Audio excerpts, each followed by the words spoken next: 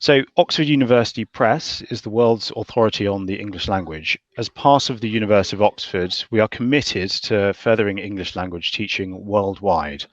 We continuously bring together our experience, expertise, and research to create resources, helping millions of learners of English to achieve their potential. And we're very lucky today to be joined by Nick, Tim, and Rob Sved. Nick Timms has been teaching, training, and writing ELT materials for over 20 years, and he's written courses for primary, secondary, and adult learners in a wide variety of contexts. His particular interests in ELT include learner engagement, extensive reading, and all things EdTech. Nicholas is a committee member of IATEFL's Materials Writer Special Interest Group and a board member of the Extensive Reading Foundation. Rob Sved is an ELT author based in Oxford, England. Over 25 years he's worked as a teacher, publisher, editor and writer, and now specialises in developing materials for young learners and teenagers. He has co-authored several successful primary and secondary courses and readers and contributed to many, many others. Rob is particularly interested in making learning relevant and active for students through cooperative project work and using this to address engagement and mixed ability issues in the classroom. So with that, I'll hand over to Nick and Rob, and just check we can see you. There you are. I'll come off mic and let you get started. Thanks both. Great. Thank you, Gareth, for the introductions. Welcome again, everyone. It's great to see so many people joining us from all over the world today. It's incredible to see all of the different countries whizzing through the chat there. I'm Rob. And I'm Nick. And as Gareth said, we are two of the authors of Harmonize, a new course from Oxford. Just before we start, there is a short handout for this webinar with details of any references we make, along with our email addresses in case you want to contact us directly about anything we talk about today. Okay, we'd like to start with a simple question, away from the classroom, just thinking about your everyday life. What is good for us, but we don't do enough of? So, for example, in our case at least, we know exercise is good for us, but we don't do enough of it. So, give us any more ideas in the chat box, anything you can think of. We'll give you 30 seconds and just see the sorts of things you come up with. Lovely exercise again, walking, taking care of the planet, sleeping. Yes. Any other ideas? Eating, language learning, socializing. Great. Oh, some wonderful ideas here. Singing. I like that one. Fantastic. Whoa, they're all whizzing through. Reading, laughing. Great. Okay, you can stop now. Here are some of the ideas that were certainly true for us. So eating healthily, getting enough sleep, drinking enough water, reading more books. Many of you said that too. And finding more time to be mindful, relaxing. And there are all sorts of reasons why we don't manage to do these things more often, even though we know they're good for us. So where are we going with this? Well, let's try a similar question with the language classroom. What is good for our students, but we don't do enough? That is, what kind of classroom practices do we know are helpful for students learning English, but for whatever reason, we don't do them as much as we could? And my example there is just quite simple: pair work and group work. Think about your classes and type your ideas in the chat.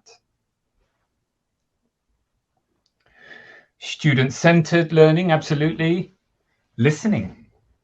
PBL, thank you, Rasha. Peer assessment, very nice, absolutely. Motivational, we're going quite quickly there. Speaking, definitely speaking would be one of the major ones, wouldn't it? Presentations, that's very nice. Okay, well, just hold singing songs. I like that too. Relationship building. Here's a few of the examples we thought of, and some of which you've mentioned already. So authentic materials, they're great for exposure to real language, but they're time consuming to find appropriate material at the appropriate level. Technology is fun, motivating. No one is a bigger fan than me, but it's also expensive, not always reliable, and might require lots of training. Extensive reading, again, is a particular interest of mine. Positive for language learners on so many levels, but it does actually involve reading a book. And that's not something all students of this age are motivated to do. And finally, as Rasha mentioned, projects. Alicia mentioned there as well, projects. This webinar is all about this method of language teaching that we and many others believe is very valuable for students. But it's also something we probably don't do enough of for a variety of reasons.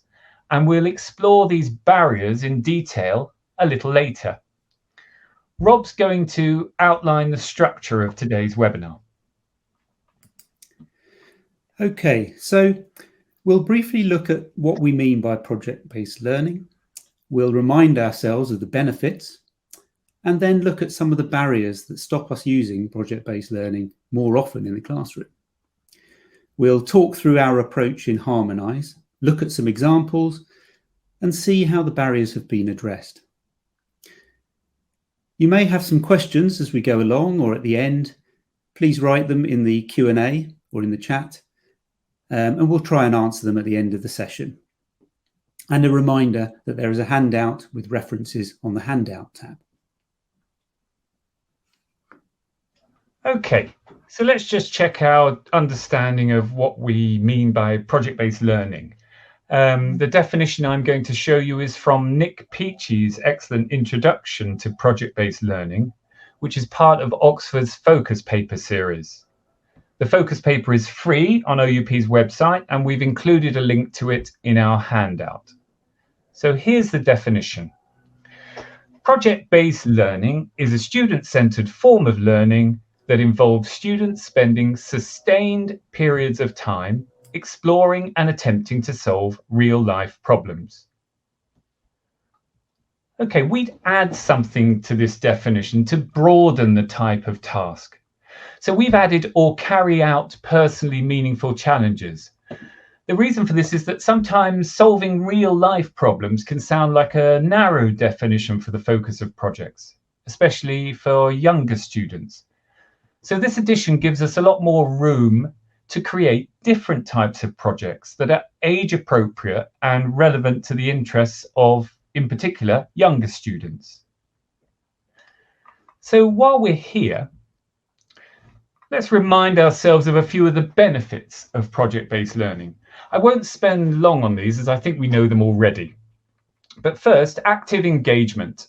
As long as our students are interested in the project, project-based learning can be more engaging and motivating than traditional language classroom instruction.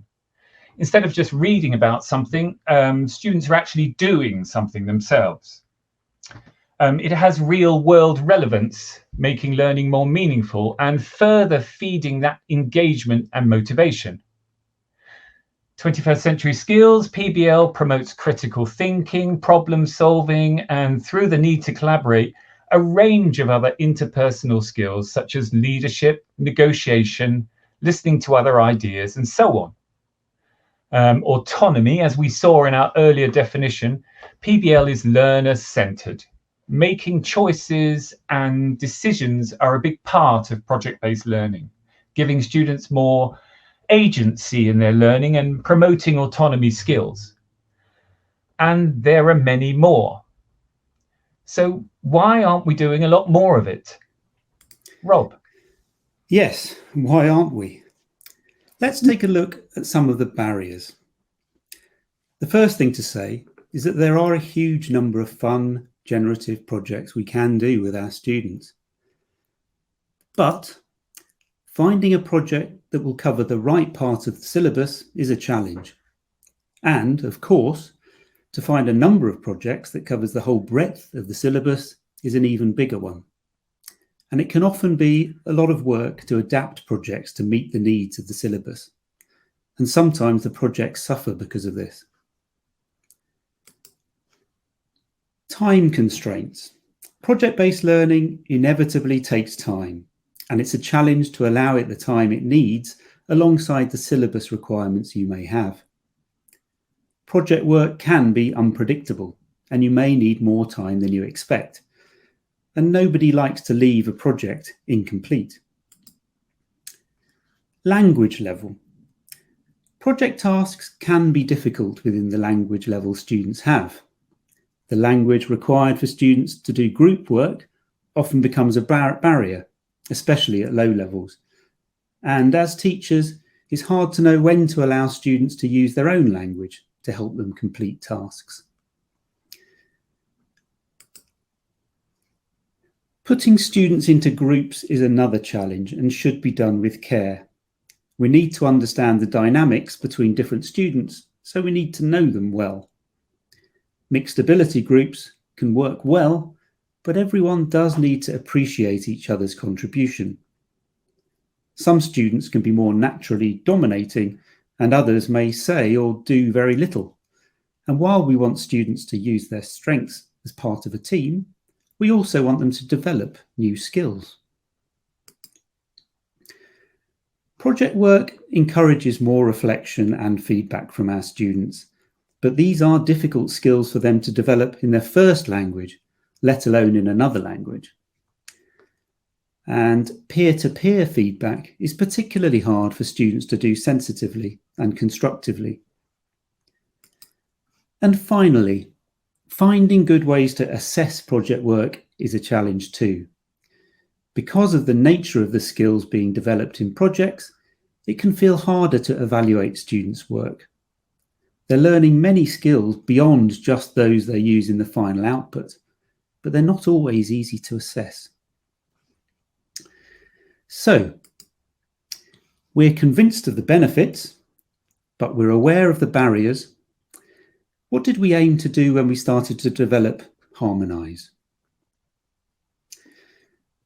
Well, we wanted to make the process of doing projects simpler for students and teachers, firstly. Wanted to find a way of integrating the project work into the stages of a regular coursebook unit. And as we did that, we wanted to link the project work to the vocabulary and grammar and other skills, in fact, that were being taught at these stages. We wanted to support students in the skills they need to carry out projects, and that includes focusing on specific language they need to work together on tasks.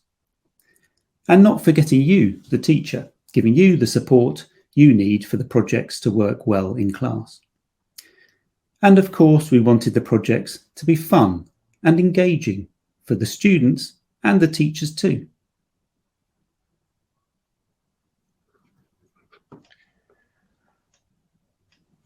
Sorry, so Rob has talked about what we wanted to do with Harmonize, and this here is what we did.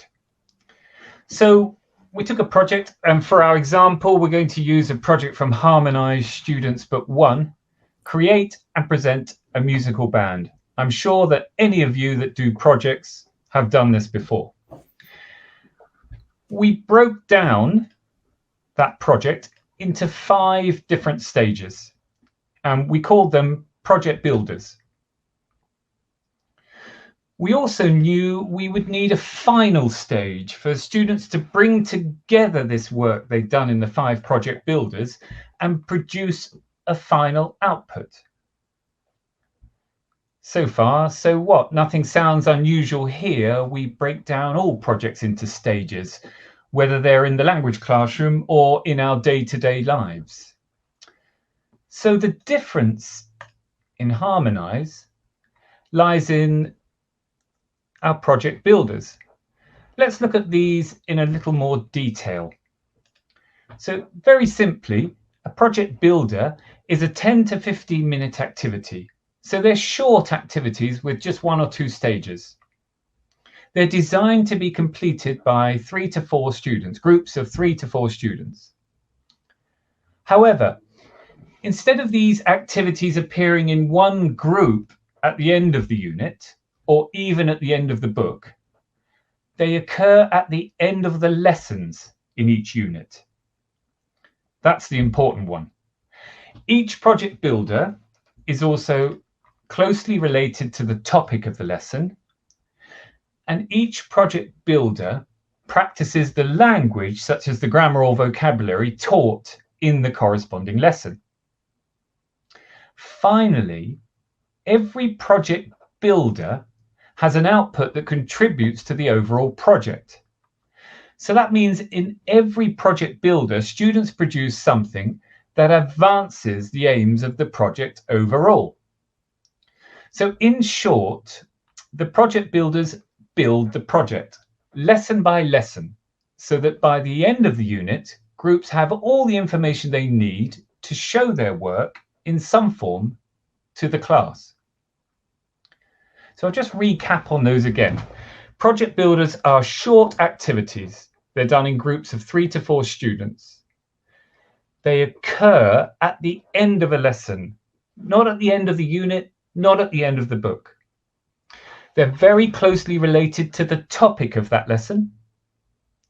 They practice language or skills from the lesson, and each one has an output that contributes to the project overall. So we've got a theoretical idea of what a project builder is. Let's see how they work within a unit. Rob.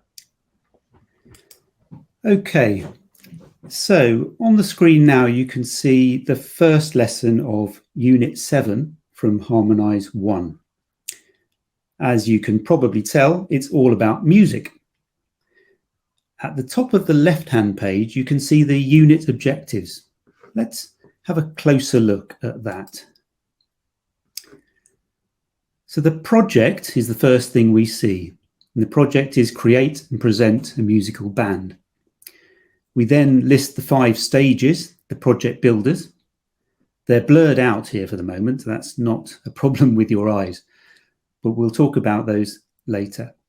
And then there's the final stage, present your band, when the students present their band to the class. And you can also see the vocabulary for the unit is music and stages of life, and the grammar is object pronouns and various forms of the past simple tense. So let's go back to the full spread again, and let's have a closer look at the right-hand page. So this may be quite small for you to see, but here we present the musical styles with the photos from the previous page, and then musical instruments too. And we have Sophie and Max vlog, a fun video introduction to the unit topic, which reinforces the new vocabulary. And finally, with the orange heading there, we have Project Builder 1, the first stage of the project. It's blurred out here for a reason. I'm going to ask you to do something. So I'm going to show you 5 possible tasks for the first project builder. And I want you to decide which you think is the best one. So remember, the unit project is to create and present a musical band. And so far, students have learnt some musical styles and some different instruments. Don't write anything in the chat box. We're going to do this as a poll. So I'm going to ask Alistair to set the poll up. There you are. So here are your choices. The question is, what do you think is the best task for the first project builder? Imagine the children are in their groups of 3 or 4. They're ready to do their 10 to 15 minute task. We'll give you a minute or so to read the options and choose the best one and then click submit. Okay, so off you go. Okay, interesting. We've got sort of joint leaders of the first and the fourth, and then a fair amount fewer going for the other 3.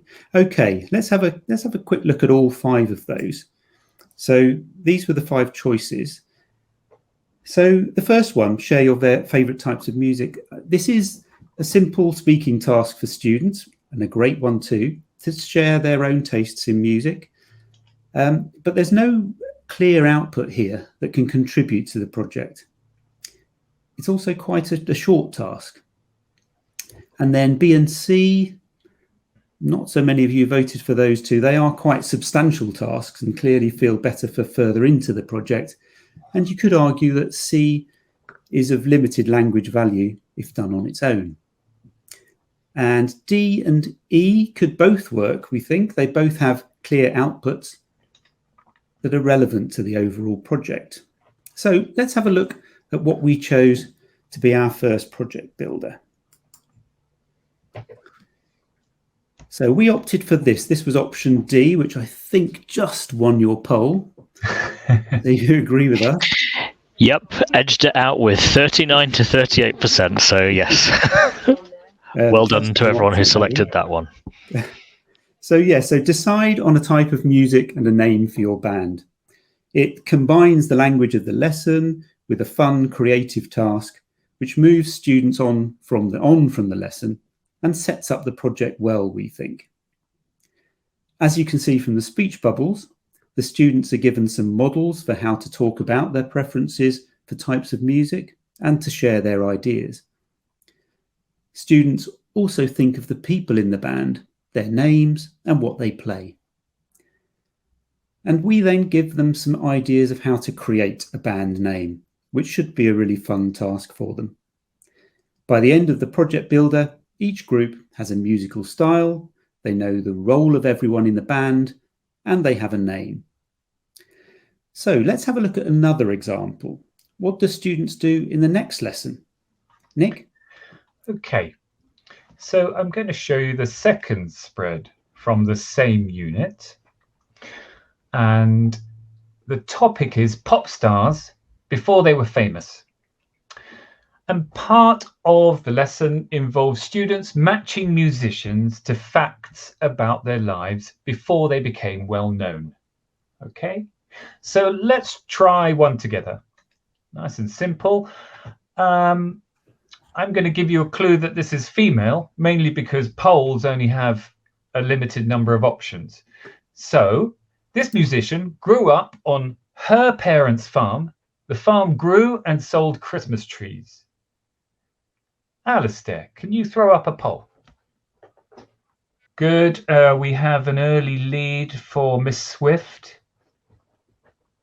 Ms. Swift. Katy Perry also is strong.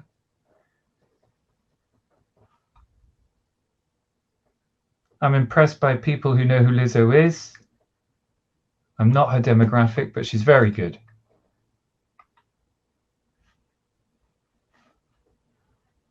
Okay, can we close that out? And 41% is by far and away the largest proportion of people, and 41% of you are exactly correct. It's Taylor Swift. She grew up on a Christmas tree farm, and she even wrote a song about it. And we'll make sure that we include a reference to that on your handout so you can listen to it later. Returning to the lesson. The next stage is that students look at some verb and verb collocations related to life events. Okay, so far we've looked at some real people and before they were famous, and we've looked at some vocabulary on the page too, life events. And the grammar on the page is past simple, affirmative and negative. Okay, so I'm just going to reorientate you to the whole toot spread again. Pop stars before they were famous, life events. There's a bit of grammar on object pronouns there as well, but it's not as significant as the grammar on the past simple. And there's the project builder in the bottom right. Let's have a closer look at that. So the project builder is quite simple. Project builder 2, write about your band before they were famous. It's short and simple. The activity asks students to invent some backstory to their band, some interesting facts about them before they became famous. The topic link is clear. people before they were famous, musicians before they were famous. We remind some students of their useful vocabulary, which includes the life events. And naturally, in their sentences, they write in the past simple because they're writing about past events in their lives. This is also a good time to mention the workbook project log here. And I've highlighted it, the reference. If you're using the digital students book, you will be able to see the project log by just clicking that reference. And if you do on this particular project builder, you'll get this.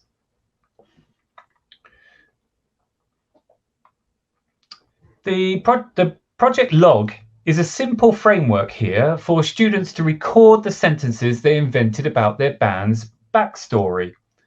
And this is the main aim of the project log. It's a space for students to maintain a written record of what they've done in the project builders. And this means students have something to refer to when they come to the end of the unit and prepare their final output. When do students do the project log? Well, they could do it in class or for homework. The written record means that the project builder is also helpful in assessing students' participation throughout the project, rather than just assessing their overall presentation or output of their project at the end. And very finally, at the bottom there, you'll see an opportunity for personal reflection on the project logs, both related to the language and the project itself. Okay. We've now looked at how 2 project builders are integrated into the unit, and the remaining 3 work in the same way.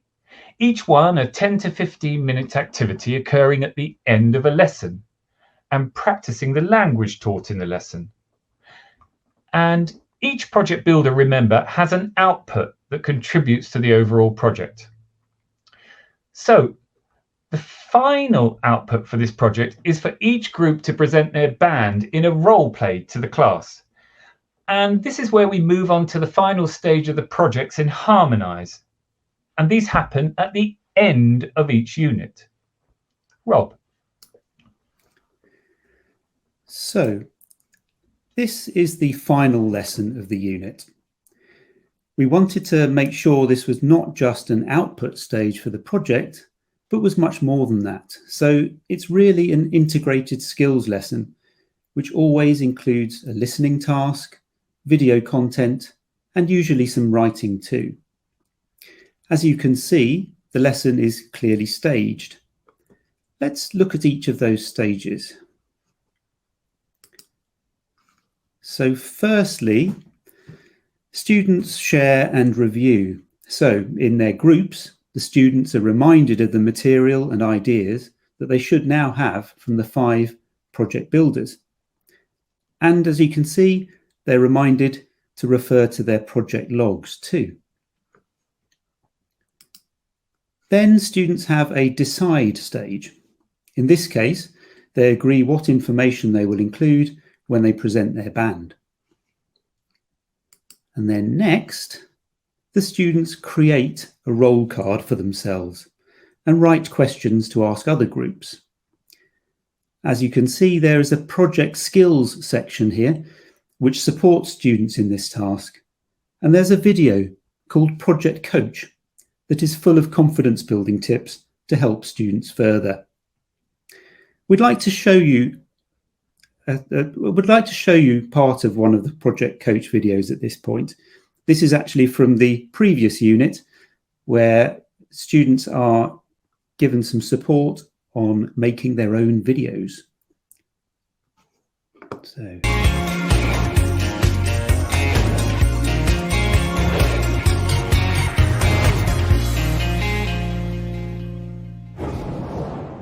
Hi, it's Abby here. Today, we're talking about making videos with you as the star. So, here are my tips. Check it out. Tip number 1 is practice, practice, practice. It's a good idea to practice before you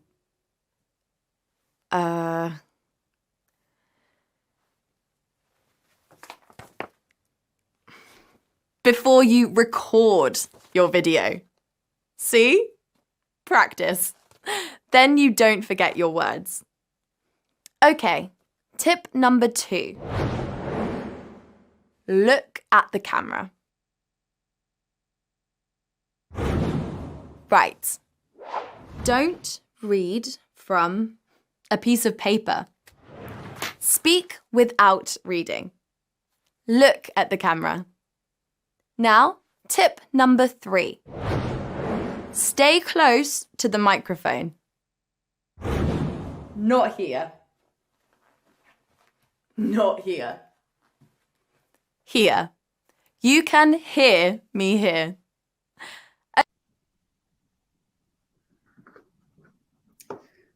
Okay, thank you. They're lovely videos actually, and there's one of those in each unit, and there's some good advice for everybody there.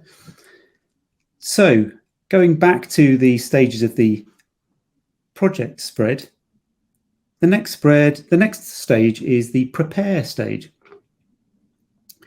This includes a listening task and also provides some key phrases to help students to do the final task. And then the presentation happens, with, in this case, each musical band presenting themselves and then receiving interview questions from other students. And the last section is an opportunity for students to reflect on their work and think about what they learned from the work of other students. And the project log has more work on reflection, where students think more deeply about what they learnt in the unit and what their goals for future projects might be. So, you've seen how a project works within Harmonize, how it's broken down into the different project builders and then brought together here on this page for the final output. And we hope it's clear that it's very different from how projects are traditionally included in courses.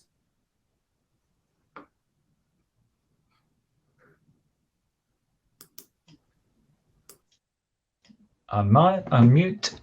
Okay, so let's now return to those barriers to project-based learning and see what they look like now. The first was a syllabus issue and how to integrate the language we want to teach. Well, as we saw from the 2 example project builders, these stages of the project practice the language taught in the lesson, and that happens in each project builder. The next problem was time constraints. Well, we can't claim to have made projects shorter.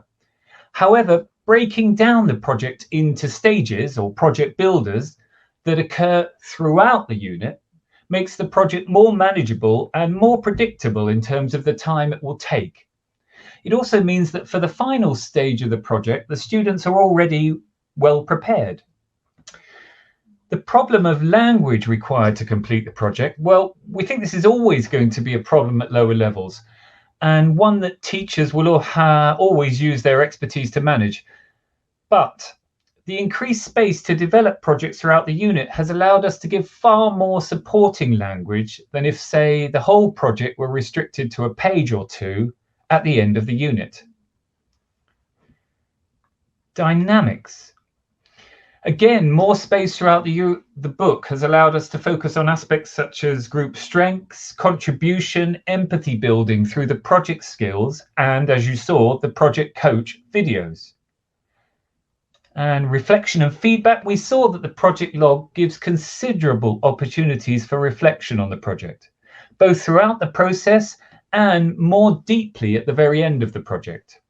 And feedback is addressed as a specific skill in the project skills and project coach features. And finally, assessment. Again, we think this is an area that will always require careful judgment, but the individual project logs, 1 per builder and 1 at the end of the project, are a helpful way of tracking your students' progress and participation throughout the project. So, phew. You can see that projects were super central to our planning and writing of Harmonize. But they're not everything in the course, and it would be a shame not to highlight a few of Harmonize's other features. So, aside from the projects, what will you find in Harmonize? We've picked out 3 of the areas. Video content. There are up to 4 different videos in each unit.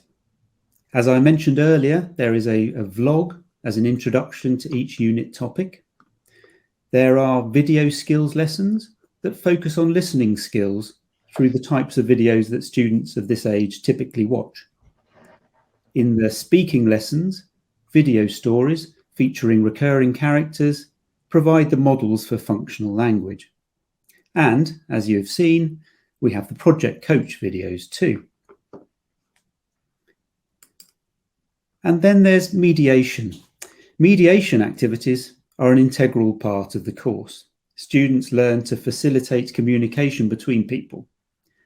Skills include translation, interpretation, and summarizing, and also include tasks for students to research online and report back to their classmates. And thirdly, the Culture 360 pages. These are standalone UK and world culture lessons that can be used flexibly during the course. They include 360-degree images that students can explore digitally, reading text and watching videos. So, you'll be able to see all these features and more, and look at all the other projects in Harmonize 1 if you sign up to the 90-day free trial. And details are in the handouts tab and will also be emailed to you after this session. Great. So we hope we've been able to show you how Harmonize overcomes some of the barriers to project-based learning. And as Rob mentioned, the 90-day trial will let you explore further.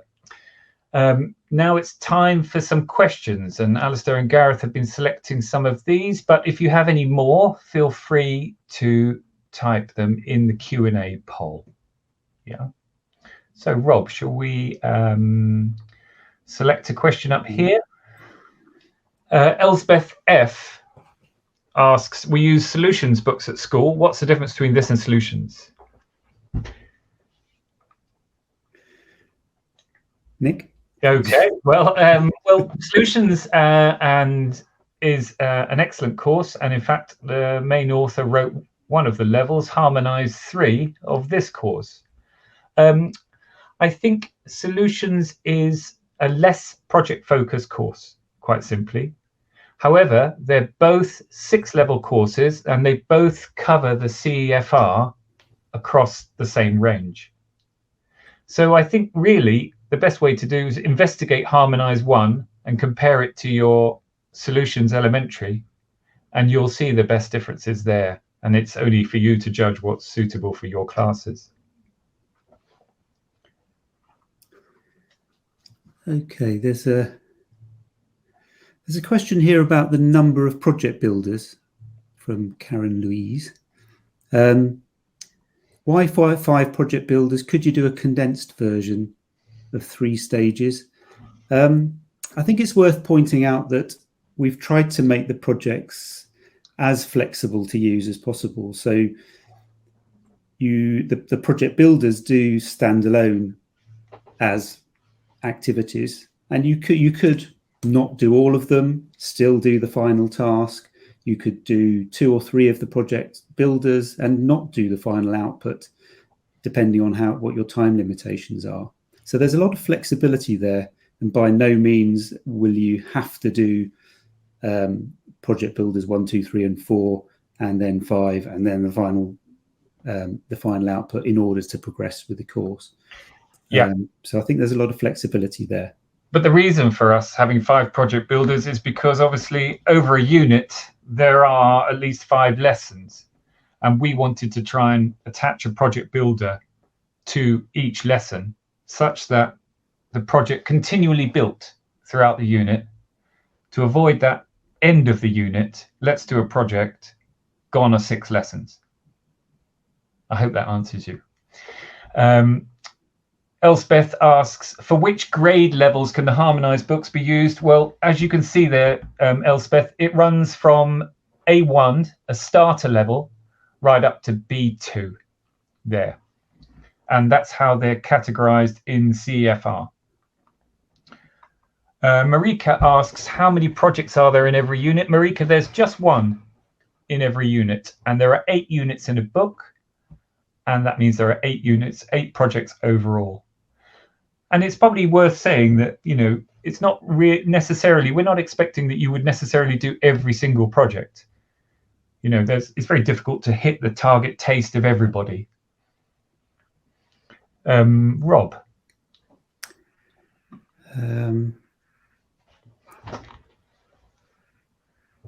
Rob? Yep, I'm just looking through the questions. What else have we got here? There's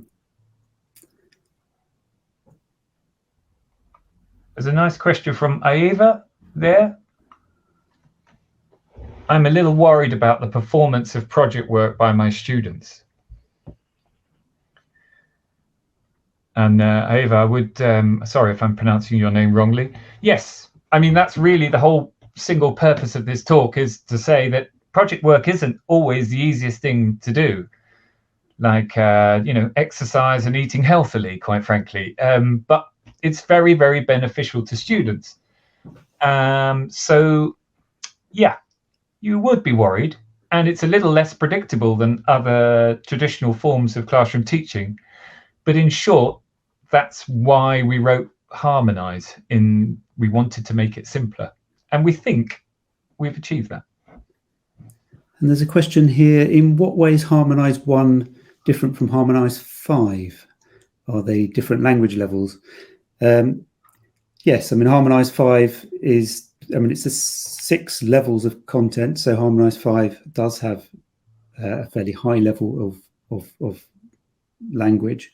And the projects, it's worth saying that the projects become more sophisticated, of course, as you go up the level as well. So whilst in level 1, you might be presenting a sport or designing a menu in a relatively simple way in your project, as you go up in levels 3, I know that there's making a film trailer or pitching ideas for a new app. And in levels 4 and 5, there are more sophisticated role plays and filming of news programs. So yes, and the builders themselves become more substantial, probably a little bit longer than that 10-15 minute period that we talked about for level 1, and the project logs as well. The frameworks that they have to record their work are more sophisticated and more demanding of students too. But everything still ties with the vocabulary and grammar taught in each lesson.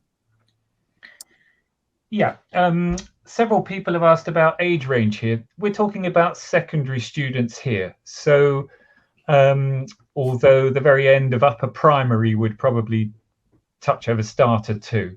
So we're talking about anywhere around 10, 11 up to 16, 17. There's a distinct shift of the maturity of projects as you go through the levels. So the kind of thing that we were talking about now in Harmonize 1, create a musical band, would be the kind of project that obviously you'd find it much harder to carry out with older teenagers who would find it quite childish. So by the time you get to Harmonize 3, 4, and 5, we're distinctly into the full teen range of topics.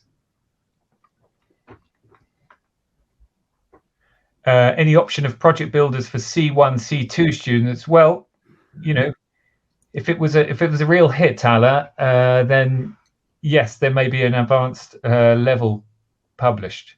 But do check out, if you can, Harmonize 5, because at that B2 level, things get quite challenging, and therefore some of that work would definitely be appropriate for C1 students. What else have we got here? Rob.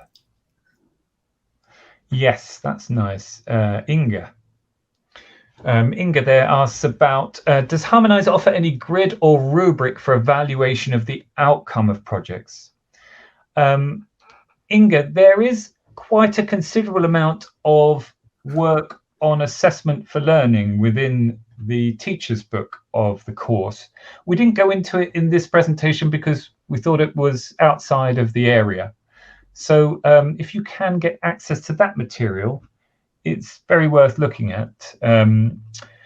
But we do also encourage to look at the project logs, which were designed specifically to give you something to evaluate the process of producing the project as well as the outcome itself.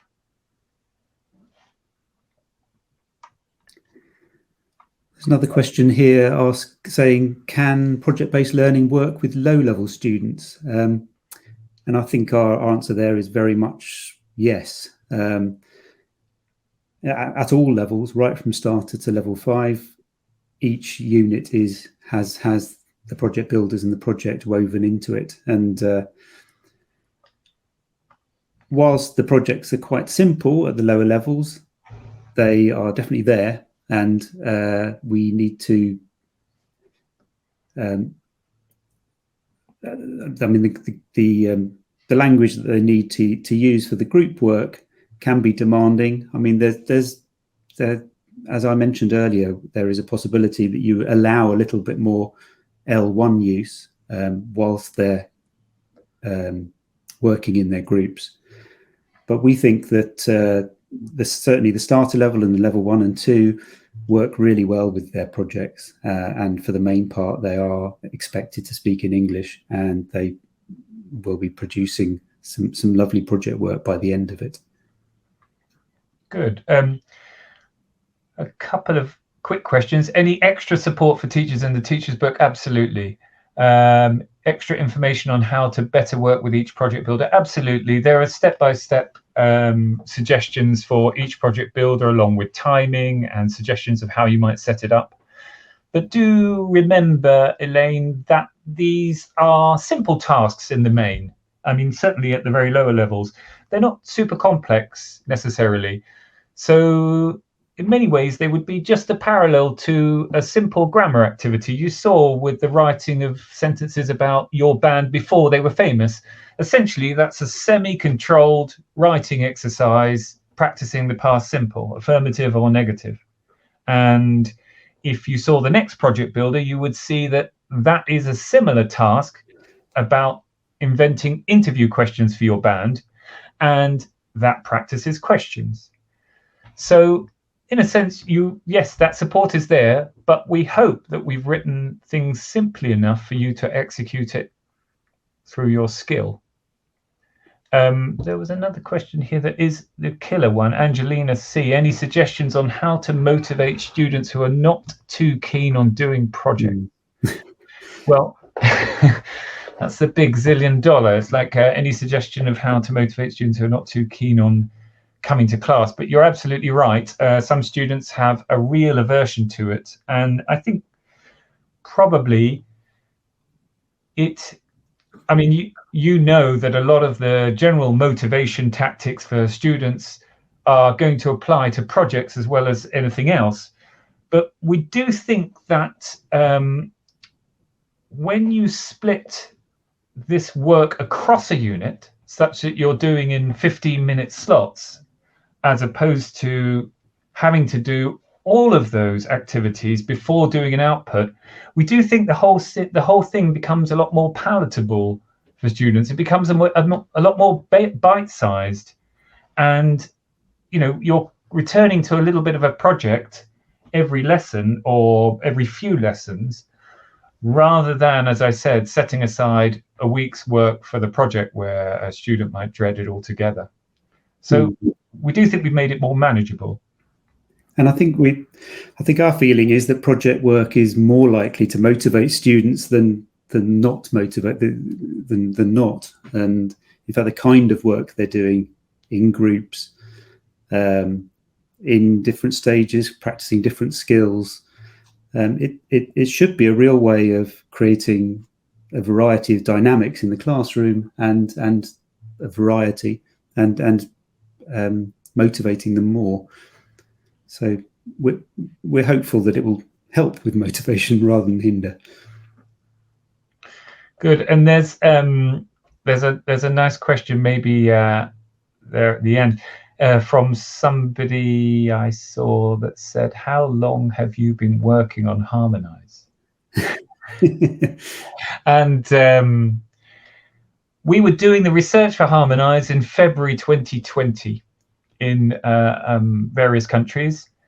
And in February 2020, we were thinking, yeah, there's some news about this virus. Maybe I'm sure it's nothing serious.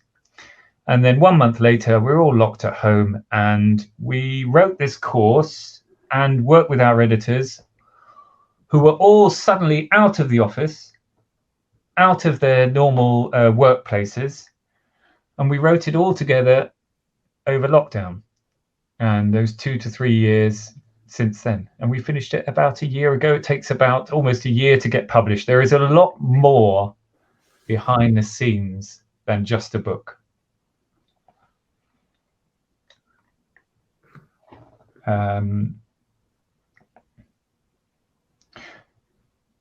Do Harmonize books cover enough vocabulary to not need a vocabulary building book? Well, absolutely. It's the normal vocabulary syllabus within Harmonize completely. And in fact, I think there's probably, compared to most books, there's slightly more emphasis on vocabulary because we're big fans of it. Are these course books accompanied with workbooks? Yes, they are. Absolutely. I think we're almost there, aren't we? I think so. I can't covered a lot of questions. So, Gareth, Alistair, are you coming back there? Okay. Well, thank you so much for getting through so many questions, and thanks to everyone who's attended, who's posed your questions. Lots of really, really interesting inquiries there. Sorry we can get to all of them, but we only had an hour. That being said, thanks very much to Nick and to Rob for this super interesting presentation. There's lots more there to learn. So as a follow-up, you'll receive some handouts that were mentioned earlier, a link to a free trial for Harmonize if you haven't had a chance to look at it already, and some other useful content for your lessons. You'll also get a certificate of attendance. So all that's left for me to say is thank you very much for attending. There will be more training and webinars coming up, so keep an eye on your inbox, and we hope to see you all again soon. Gareth, go on. One thing. Look, you guys are always so nice about us, but no one ever thanks behind the scene team. So look, can we thank Joe, Alistair, and Gareth? There are lots of the team behind the scenes at this webinar who never get thanked, I'm sure, as much as they should. And one more, all the many Oxford editors, production and marketing people who worked on Harmonize. We authors are just one part of this process in producing a course like this, and we'd like to acknowledge their hard work and dedication. Thank you very much for coming today, to you all. Yes, thank you, everyone. Thanks very much, and see you again soon. Bye-bye. Bye-bye. Bye-bye.